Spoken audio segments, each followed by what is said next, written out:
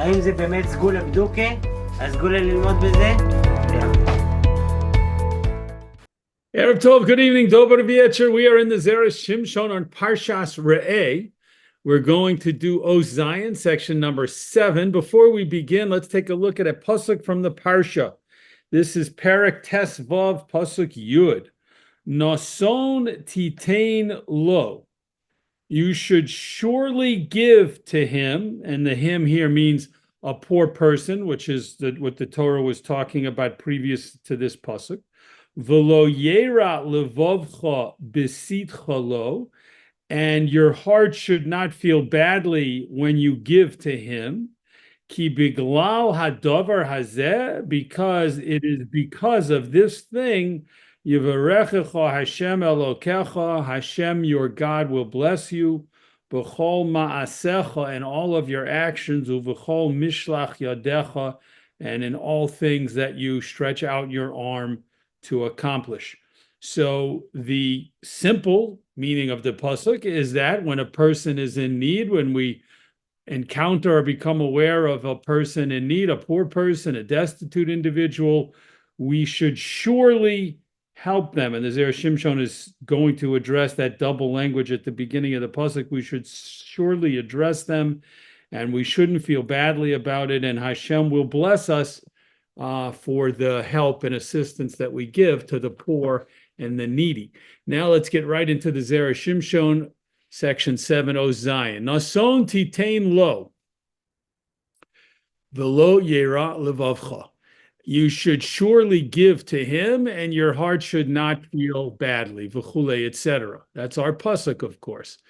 Yesh ledaktek. We need to analyze, and here the Zera Shimshon is going to pose 4 questions. We need to analyze hakefel shel nason titain. So the Zera Shimshon's first question is, why did the pasuk say nason titain in a double language, right? Nason and titain both come from the word tain, which means to give. So it's saying give, or you should surely give. You should give. Why the double language? Why not just say you should give, as opposed to nason titain lo? You should surely give to him. So that's question number 1. Why the double language? Ve'od, and question number 2, another question. Lama chazar lomar besitcha lo. Why did the pasuk go back and repeat when you give to him? V'hayadai lomar, it would have been sufficient for the pasuk to say, nason titain lo v'lo yera levavcha. You should surely give to him, and your heart shouldn't feel bad. Ki biglal hadavar hazeh, because it's through this thing that Hashem will bless you. In other words, you should surely give to him, and your heart shouldn't feel bad when you give to him. It would seem like the word besitcha lo, when you give to him, is redundant. It doesn't need to be stated, because it's obvious that we're talking about when you give money to a poor person. So that's question 2. Ve'od, and another question, question 3. She'im yera levavo, if a person's heart feels badly, lo yirtze litain lo klal, then he wouldn't want to give any money to the poor person at all. The hakos of Omer, and the pasuk, but the pasuk says, v'lo yera levavcha besitcha lo, and your heart shouldn't feel badly when you give to him. So the Zera Shimshon is saying, how does that fit together? That Hashem is concerned that a person will feel badly as they're giving the tzedakah money. If they feel badly, they won't give the tzedakah money if they feel badly about giving it. If they're giving it, they must be okay with it. They must kind of be fine with it. They must be okay with it. So what does it mean to say, and don't feel badly when you give the money? Dafka, specifically. Why does the Torah specifically say it in that way and connect the feeling badly with the giving the money to this poor individual? Ve'od, and another question, question number 4. Mahu ki biglal hadavar hazeh. What does it mean when it says it is because of this thing Dezeh, by saying this, mashmad implies shebo lemai davar acher, that it's coming to exclude something else. Meaning, when the Torah says it's because of this thing, that's hadavar hazeh, this thing, Hashem will reward you. The way that that works in the Torah is if it says this thing, it means it's this that Hashem will reward you for, but not something else. What is the other thing that Hashem won't reward you for that you might have thought you could be rewarded for, that requires the Torah to say it's because of this thing specifically that you will get rewarded for? So what is it you're being rewarded for, and what are you not being rewarded for? That's the fourth question. So the Zera Shimshon really, you might say, kind of went to town on this pasuk, right? We read the pasuk before we started this piece, and it seemed to read nicely and smoothly, and we might not have felt like there were any obvious or pressing questions, but the Zera Shimshon was bothered not just by one thing or two things. He had four questions on our seemingly relatively simple pasuk, but those are the questions that he presented, and now he's going to develop an idea or a concept about the pasuk, about giving tzedakah, actually, that will allow him to answer all four questions once he develops his ideas. Next paragraph. V'yesh lomar, and we can say, sheyesh shnei minei chiyuvim la'asos hatzedakah, that there are two types of obligations when we want to do tzedakah, when we want to do a charitable act. Yesh chiyuv shekol ish ve'ish, there is one type of obligation on every person, top of the next paragraph. Mechuyav litain, each person is obligated to give. Kifi hasagas yodo, according to what that person's hand can do. Okay, what that person's hand can accomplish, meaning based on each individual's financial resources, they have an obligation to give. Someone who Hashem has given great financial resources to, chayav litain harbe, that person has an obligation to give more. Umi shenosan lo ma'at, and someone who Hashem has only given minor or small amounts of financial resources to, chayav litain me'at, that person is obligated to give a lesser amount. So the first type of tzedakah is a tzedakah that is based on a person's wealth, and there, to do that, it has to be based on a percentage. For example, if we look in the Shulchan Aruch, we see that the famous concept of giving meiser, of giving 10% of one's wealth, applies, will fulfill this first obligation that the Zera Shimshon is describing. Because if a person is bringing in a much higher amount of income, then 10% of that will be a higher figure. If a person is bringing in a lower amount of income, then the 10% that person gives will be obviously a lower amount. So it fits with this first type of tzedakah. Continuing. V'yesh chiyav acher, and there is another obligation. She'im hanesina lefi erech hanechasim. If it turns out that giving according to the amount of wealth that a person has been blessed with, lo taspik l'tzorach ha'aniyim, if that first system is not sufficient to meet the needs of the poor people, let's say everybody gives 10% of their wealth. The wealthier people give a higher amount because they're giving 10% of a larger amount. The less wealthy people give a lower amount, but they're also giving their 10%. But let's say everyone does it, and you still have poor people whose needs haven't been met. Lefi shehem merubim, perhaps because there are so many poor people in a particular area or city. Or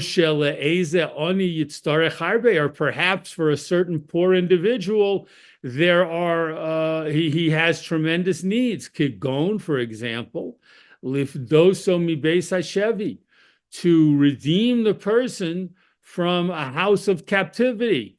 It used to be very common in Jewish life that non-Jews would kidnap a Jewish person specifically to hold that individual ransom and tell the Jewish community, we're not going to let this, your Jewish neighbor, your friend, your colleague, we're not going to let him free from Shevi, from captivity, unless you pay this exorbitant ransom. So the community would have to raise a lot more money than it normally would collect for poor people because of this specific individual or individuals who had been captured, had been taken, had been kidnapped, basically, and were being held for ransom. So that need would not be met. The need for the money to ransom these unfortunate captives would not be met with the normal amount of tzedakah that is given. Or another possibility, lehotzio mi beis ho'asurim, or to get a person freed from jail. If a person was jailed for trumped up charges, which also very common in Jewish history, a person would be thrown in jail on completely make-believe charges because he or she was Jewish. Just for that reason, they were jailed. Also, perhaps to try and blackmail the community or the family into giving money. But even putting aside the money motivation, this was considered sport, a type of sport in some countries, in some areas of the world. Let's grab Jews off the street and throw them in jail because we hate Jews. Then it will become necessary in those kinds of situations for every person to give yoser meharo'oi lo litain, more than it would normally have been appropriate for each person to give. Meaning, according to, in normal situations, hopefully and usually, if everyone gives 10%, everyone gives meiser of their wealth, then that's sufficient. Usually that should be sufficient to meet the needs of the poor and the indigent, and we're okay. The system works. And then you just have that first type of tzedakah, where everyone is giving a set percentage. However, that's not the only type of tzedakah that exists. The second type of tzedakah comes into play when specific types of situations arise that are not part of the norm, and people have to give more, and we start a campaign and we go around and we let everyone know, we know you gave your meiser, we know you gave your 10%, but our neighbor and friend so-and-so has been taken captive, or our neighbor and friend, our colleague, and sometimes it was rabbis, our rabbi, our religious leader, a great person of the community, the Gadol Hador, have been taken captive. We have to free this person, or has been thrown into jail. We have to get this person out of jail, and it's going to require money to do so. So a special collection would be taken up, and people would have to give more based on the specific special needs that were present. That's the second type of tzedakah. Next paragraph. Nimtza. We find Shahamin shel chiyuv harishon, the first type of giving tzedakah, hu chiyuv hechrechi. It is an obligatory, compelling type of giving. It's an automatic type of giving. Everyone is under the obligation to give the first type of tzedakah. Kedei, in order, shelo lihios kefoi tova. In order, we've moved to the next page, the column on the right, in order that a person should not be considered an ingrate, which let's pause to explain for a moment. If Hashem gives a person a lot of wealth, or even just a little wealth, if a person wants to show that they're grateful for the blessings that Hashem has given them, again, it could be a lot of wealth or much less a wealth, but if Hashem has given them financial resources, then they need to give the 10% just in order not to appear to demonstrate a lack of gratitude to the wealth that Hashem gave them, because Hashem is not saying everyone must give the same high amount. Hashem is saying it's 10%, whether you're the wealthy person or the less wealthy person. So that is a type of chiyuv hechrechi, an automatic type of obligation that applies to everyone. V'hachiyuv hasheni, the second obligation, hu ritzoni. It can kind of be viewed as voluntary. V'hu chiyuv lefi hatzorech, and it is an obligation according to the special needs of specific individuals in certain situations, as we mentioned before about the captives or the people thrown into jail and being held for ransom. So it's not that it's completely voluntary. The community has the right to come around and say to people, we need you to give more because of these situations, and people are expected and obligated to do so. But it's not automatic in the same sense. It's not universal and automatic in the same sense as the first chiyuv, which applies all the time, every year, that people are expected to give meiser, the 10%. This is above and beyond that amount, and it depends upon circumstances, which sometimes don't exist at all and sometimes do exist. Next paragraph. Ulefize, and according to this, Keneged hachiyuv harishon omar hakosuv, corresponding to the first type of obligation, the pasuk used the word nason, give. Klomar, meaning to say, kol echod mechuyev litein. Every person is obligated to give. Lefi mashen nosan lo hamakom, according to what Hashem has given to that person. So when it says nason in the pasuk, give, as a blanket statement, a blanket obligation, give, that's the first type of tzedakah. Everyone has to give. Everyone has to make a contribution, and they should expect to do so every year based on a percentage of the person's wealth. Uchaneged hachiyuv hasheni, and corresponding to the second type of obligation, omar titein lo. That's why the pasuk said you should give to him. Lo, to him dafka, specifically, lefi machsoro asher yachsar lo, according to what this individual is specifically missing, according to the needs of the specific individual that is causing the community to have to give more tzedakah than would be the norm. So here, of course, the Zera Shimshon has answered his first question about nason titein lo, the double language, and he's answered it very beautifully based on the two types of tzedakah that he defined for us. Nason, give, the first of the two givings, is the blanket obligation on everyone. It's not connected in any way to some specific individual's circumstances. Give a certain amount every year, like the Shulchan Aruch talks about meiser, the 10%. Titein lo, the next two words in the pasuk, you should give to him, are telling you after you do your basic giving that everyone's obligated to do according to a percentage, then you have to give specifically lo to him, meaning to whichever individual or individuals have needs that are above and beyond the amount of money that everyone has already given according to the first type of tzedakah, namely the percentage type. So nason, titein lo, give, and give to him. Those are the two types of tzedakah. Next paragraph.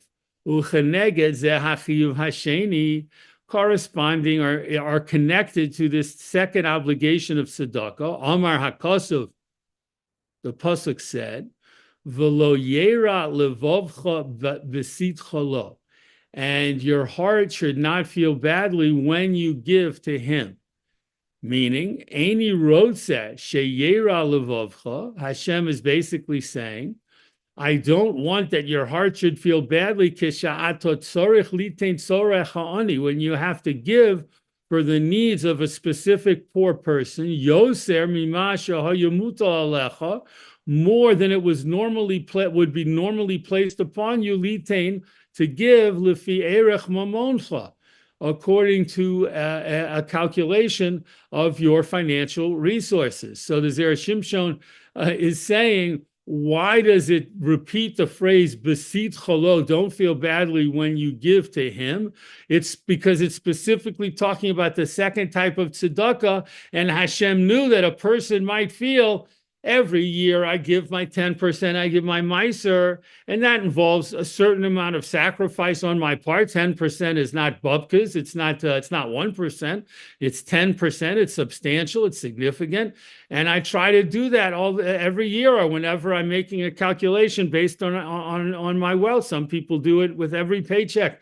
Some people do it every month. Whatever the case may be, a person gives meiser, gives their percentage. So Hashem knew that if you come and you ask them to give more than that because of the needs of this person who got captured, this person who was put into prison, this person who, God forbid, has tremendous hospital bills, whatever the case may be, so you might feel badly about that. You might resent being asked to give more. So the pasuk says, "V'lo yera levavcha b'sit cholo."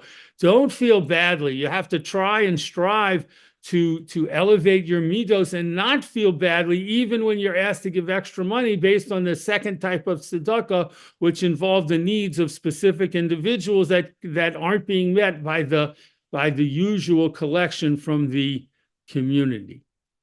Because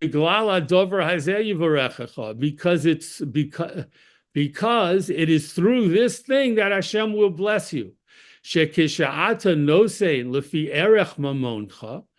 This means that when you give according to a percentage of your wealth, that's the first type of tzedakah,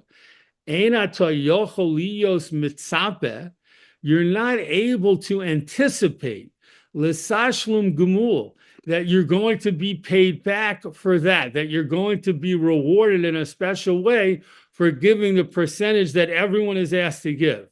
L'sikfas pras, or to have some kind of hope and aspiration for a special reward, that you shouldn't feel. Everyone is giving the 10%, and as the Zera Shimshon said before, if you don't do that, it's as if you're kofoi tova. You're showing that you're not grateful for what Hashem blessed you with and what Hashem gave you. So that's expected. That's chiyuv hechrechi. That's kind of an automatic expectation. Again, not without sacrifice, perhaps, but an automatic expectation. Just like many mitzvos require us to make sacrifices, giving the percentage, everyone giving a set percentage of his or her wealth or money is something that's expected. So people should not expect to be given some kind of special reward for that. Shahare kach chovos chalasos, because this is your obligation to do. V'nikra kamo prias chov. It's actually considered like paying off a debt. When we give, and again, this is something that we need to perhaps work on ourselves to understand and to feel. When we give a set percent of our wealth to tzedakah, and we make sure we try to be careful to do that, we should view that as prias chov, as paying off a debt, as if we say to Hashem, you gave us our wealth, and from what you gave us, you want us to give a certain percent to the needy and the poor and to special charitable causes. That is as if we're paying a debt that we owe. We owe that from the money you gave us. Omnam, however, when a person needs to give, is asked to give more than the normal obligation, and it's based on the needs of a poor person who has special needs, and more money is needed because of this individual situation, then you can expect l'sikvas pras, a special reward. V'lochein omar, and that's why the pasuk said, ki biglal hadavar hazeh. It is through this thing, it is because of this thing. Dafka, specifically giving to the second type of tzedakah, above and beyond the normal giving, above and beyond the percentage and obligation that everyone has upon themselves. You give above and beyond that for special needs, then you've gone above and beyond, and you deserve a special recognition and a special process, special reward from Hashem. Dahainu hachiyuv hasheni. This is talking about the second type of obligation of tzedakah, shel titain lo, that was encapsulated in the words, you should give to him. Not the nason, the basic giving that everyone's obligated to do, but the titain lo, give to him, give extra to those, for those poor individuals, or maybe not even poor, but individuals in specific situations that requires more giving. Yivarechecha Hashem Elokecha. It's because of those of that type of giving, the second type of tzedakah, Hashem will give you special reward and special benefits because you went above and beyond the call of duty. So the Zera Shimshon has taken our pasuk, analyzed it closely and carefully, and asked 4 questions. And then by presenting to us this concept of the 2 types of tzedakah, he has gone back and answered the questions and shown us how all of the words in the pasuk and the phrasing of the pasuk were obviously very intentional and the pasuk was very carefully worded, as all psukim are, in order to reflect the 2 types of tzedakah and to give us information about them and how Hashem views them. It should be the ratzon of Hashem that we should all be zocha, we should merit to have the wealth to help others and to have the kind-heartedness and good nature to give tzedakah and to help those in need, both in terms of a percentage and both in terms of going above and beyond the call of duty when that turns out to be necessary. Yashar Koch for joining in the learning of the Zera Shimshon this week. We look forward to learning together again, Be'ezras Hashem, next week.